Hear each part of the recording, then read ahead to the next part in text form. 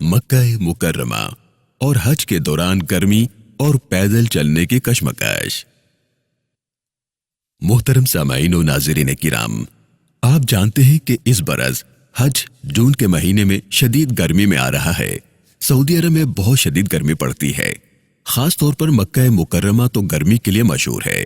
اگرچہ وہاں پر hotels, buildings, حرم اور گاڑیوں میں بھرپور اے سی لگے ہوتے ہیں، مگر آپ کو حرم جانے کے لیے اور حج کے دوران پیدل دھوپ میں چلنا پڑے گا۔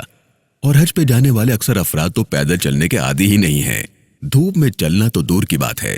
اور مکہ مکرمہ کی گرمی تھوڑی عجیب گرمی ہے۔ وہاں پہ چونکہ نمی نہیں ہوتی، اس لیے وہاں پسینہ نہیں آتا، مگر روڈز اور بلڈنگ سے گرمی کی وجہ سے ہیٹ بہت زیادہ نکلتی ہے۔ اس کا پہلا مظاہرہ تو جب آپ کا جہاز مدینہ یا مکہ مکرمہ میں دن کے ٹائم یا حتیٰ کہ رات میں لینڈ کرے گا اور جہاز سے باہر نکل کر یا ایئرپورٹ کے لائن سے باہر نکل کر آپ کو جب لو کے تھپیڑے لگیں گے تو آپ کو لگ پتا جائے گا کہ گرمی ہوتی کیا ہے۔ عام میں سے کئی لوگ واک تو کر رہے ہیں، لیکن بہت ٹھنڈے ٹائم پر واک کر رہے ہیں۔ ہمارا مشورہ یہ ہے کہ آپ تھوڑی گرمی میں بھی چلنے کی عادت ڈالیں۔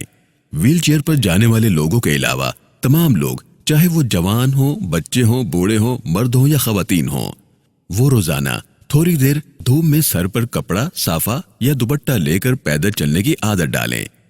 اگر آپ سوچیں کہ یہاں پہ گرمی سے آپ بیمار ہو جائیں گے تو یہ یاد رکھیے کہ وہاں بھی آپ نے اتنے ہی دن گرمی میں ہی چلنا ہے۔ جو مرد حضرات کام پر یا نوکری پر جاتے ہیں وہ چھٹی والے دن دھوپ میں چلنے کی پریکٹس ضرور کریں، کیونکہ وہاں کی گرمی میں چاہے بچہ ہو یا بزرگ، اس نے چلنا خود ہی ہے۔ 2 سال سے اوپر کے بچے کو آپ ہر وقت اٹھا کے نہیں چل سکتے، آپ خود سے چل لیں، یہ بڑی بات ہے۔ اس لیے بچے کو بھی تھوڑا سا دھوپ میں چلنے کی عادت ڈالیں۔ یہ یاد رکھیں کہ دھوپ میں چلنے کی پریکٹس کرتے وقت پانی کی بوتل ہاتھ میں ضرور رکھیں۔ جن لوگوں کے ساتھ بزرگ جا رہے ہیں انہیں وہاں پہ ویل چیئر چلانی ہے، وہ ان بزرگوں کو ویل چیئر پر بٹھا کر دھوپ میں یا ویسے ویل چیئر چلانے کی پریکٹس کریں اور روڈ پر کریں۔ جن لوگوں کا خیال ہے کہ انہوں نے ہاتھ والی چھتری استعمال کرنی ہے، وہ چھتری کو پکڑ کر دھوپ میں چلنے کی پریکٹس کریں۔ ساتھ میں یہ بہترین موقع ہے کہ آپ نے جو چپل یا جوتے حج پر جانے کے لیے لیے ہیں وہ بھی پہن کر دیکھیں کیا وہ آپ کے پاؤں میں کمفرٹیبل ہیں۔ اس کے ساتھ ساتھ آپ نے جو شولڈر بیگ خریدا ہے وہ لٹکا کر یا شو بیگ اپنے کندھے پر لٹکا کر دھوپ میں چلنے کی پریکٹس کریں۔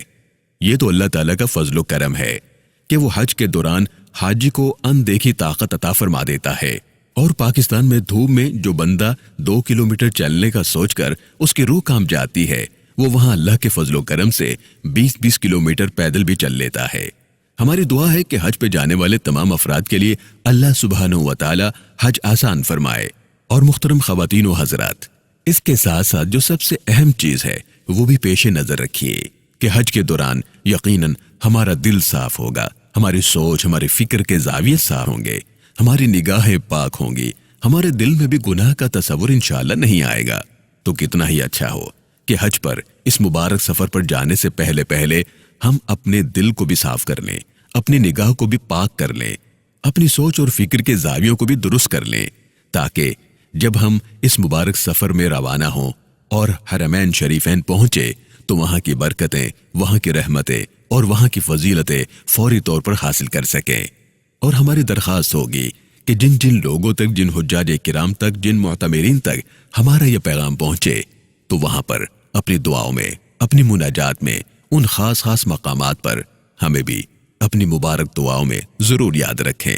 اللہ تعالیٰ آپ کے حج کا سفر آسان فرمائے، آپ کے حج کو حج مبرور بنائے، خیریت سے جائیں، عافیت سے جائیں اور خیر و برکتیں سمیٹ کر واپس آئیں۔ والسلام علیکم ورحمۃ اللہ تعالی وبرکاتہ۔